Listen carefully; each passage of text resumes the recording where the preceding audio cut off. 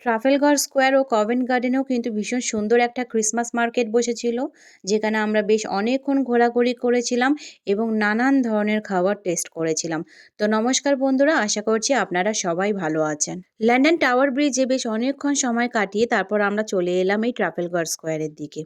তো এখানেও কিন্তু বিশাল বড় একটা ক্রিসমাস ট্রি রয়েছে, যেটাকে লাইট দিয়ে কিন্তু খুব সুন্দরভাবে ডেকোরেশন করেছে। তো আপনাদেরও একটু চারপাশটা ঘুরিয়ে দেখাই। দেখুন লোকজনের কি ভিড় এখানে। তো যাই হোক, ক্রিসমাসের সিজন তো লোকজনের তো একটু ভিড় থাকবেই। তো ক্রিসমাস উপলক্ষে এখানে কিন্তু বেশ ছোট ছোট অনেক ধরনের দোকান বসেছিল। তার মধ্যে কিন্তু খাবারের দোকানই বেশি ছিল। তো এখানে কিন্তু প্রত্যেকটা দোকান এত ভিড় ছিল যে দোকানগুলো যে একটু ঘুরে দেখবো তারও কোনো উপায় নেই। আর আমার কিন্তু এই ছোট ছোট দোকানগুলোই ঘুরে দেখতে ভীষণ ভালো লাগে। তো যাই হোক, যে কটা দোকান ফাঁকা ছিল সেগুলোই একটু ঘুরে দেখলাম। চলুন আপনাদেরকেও একটু ঘুরিয়ে দেখাই। তো এই দোকানটা দেখুন, এই দোকানটার মধ্যে কি সুন্দর সুন্দর নানা রকম ডিজাইনের লাইট বিক্রি হচ্ছে। আর এই দোকানটাই দেখুন, নানা রকম কি সুন্দর সুন্দর হ্যাঙ্গিং আইটেম বিক্রি হচ্ছে, যেগুলো আমরা ক্রিসমাসের সময় ক্রিসমাস ট্রিতে হ্যাং করি। তো এই যে দোকানটা দেখছেন, এটা কিন্তু একটা খাবারের দোকান, যেখানে নানা রকম ভ্যারাইটির সসেস বিক্রি হচ্ছিল। আর এই দোকানটাও কিন্তু বেশ ভিড় ছিল। ট্রাফালগার স্কোয়ারে কিছুক্ষণ সময় কাটিয়ে আমরা চলে এলাম কভেন্ট গার্ডেনের দিকে। তো এখানেও কিন্তু ভীষণ ভিড় হয়েছিল। কিন্তু এখানে ক্রিসমাস মার্কেটটা বিশাল বড় জায়গা নিয়ে হওয়ার কারণে এখানে ভিড় হলেও কিন্তু অতটা প্রবলেম হয় না। আর এখানে একজন দেখুন কি সুন্দর স্যান্টা সেজে দাঁড়িয়ে রয়েছেন। এটা কিন্তু বাচ্চাদের জন্য ভীষণ অ্যাট্রাকটিভ, কারণ ম্যাক্সিমাম বাচ্চারা এনার কাছে এসে একটা একটা করে ছবি তুলে যাচ্ছে। ক্রিসমাসের সময় কিন্তু আমার এই জায়গাটা আসতে ভীষণ ভালো লাগে, কারণ এখানে প্রচুর দোকান বসে এবং অনেক ধরনের ভ্যারাইটির জিনিস কিন্তু এখানে বিক্রি হয় অন্যান্য জায়গার তুলনায়। আর এখানের এই দোকানগুলোতে নানা রকম ঘর সাজানোর আইটেম, তারপর নানা রকম ব্যাগ এবং জুয়েলারি এবং আরো অনেক সুন্দর সুন্দর জিনিস এখানে কিন্তু বিক্রি হয়।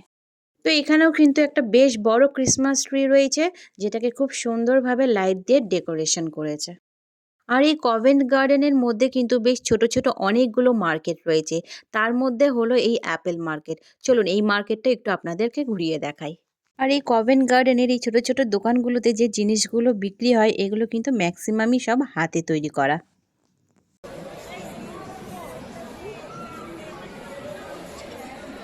আর এই কভেন্ট গার্ডেনে দেখুন লাইট দিয়ে কি সুন্দরভাবে চারিদিকটা ডেকোরেশন করেছে। আর এখানে দেখুন খুব সুন্দর একটা শো চলছিল, যেটা দেখার জন্য লোকজন এখানে ভিড় করে বসেছিল। আর এই ক্রিসমাসের সময় কভেন্ট গার্ডেনে এত সুন্দরভাবে লাইটিং করে, দেখতে কিন্তু অসাধারণ লাগে। এখানে কিন্তু প্রচুর বার, রেস্টুরেন্ট, ক্যাফে থাকায় এখানে খাবার দাবার নিয়ে কিন্তু কোনো রকম প্রবলেম হয় না। আর এখানে দেখুন আর একটা মার্কেট আছে, জুবিলি মার্কেট। চলুন এই মার্কেটটাও একটু ঘুরে দেখি। আর এই দোকানগুলোতে যে আইটেমগুলো দেখছেন, এগুলো কিন্তু ম্যাক্সিমামই কিন্তু হ্যান্ডক্রাফটেড হয়। আর যেহেতু এগুলো একটু হ্যান্ডক্রাফটেড হয়, তাই এগুলো কিন্তু একটু এক্সপেন্সিভ হয়, বাট কোয়ালিটি কিন্তু ভীষণ ভালো হয়। কারণ আমি যখনই এখানে আসি, তো এখান থেকে কিছু না কিছু আমি কিন্তু কেনাকাটি করি।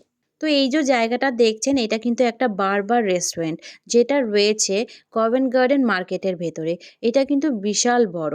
তো ক্রিসমাস উপলক্ষে কিন্তু এখানে ভীষণ ভিড় হয়, কারণ ম্যাক্সিমাম লোকই তাদের পরিবারকে নিয়ে এখানে আসে লাঞ্চ বা ডিনার করতে, এবং খুব সুন্দর একটা সময় তারা এখানে পরিবার বা বন্ধু বান্ধবদের সঙ্গে কাটায়। তো এখানে কিছুক্ষণ ঘুরে আমরা চলে গেছিলাম লন্ডন টাওয়ার ব্রিজের দিকে লাইটিং দেখতে। তো সেটাও আপনাদের সাথে আমি নেক্সট ব্লগে অবশ্যই শেয়ার করব। তো আজকের ভিডিওটা যদি আপনাদের ভালো লাগে, অবশ্যই লাইক কমেন্ট করবেন। আর এরকম নতুন নতুন রান্নার আর ভ্রমণ ভিডিও পেতে আমার চ্যানেলটিকে সাবস্ক্রাইব করে দেবেন। আর নতুনদের সাথে কিন্তু শেয়ার করতে একদম ভুলবেন না।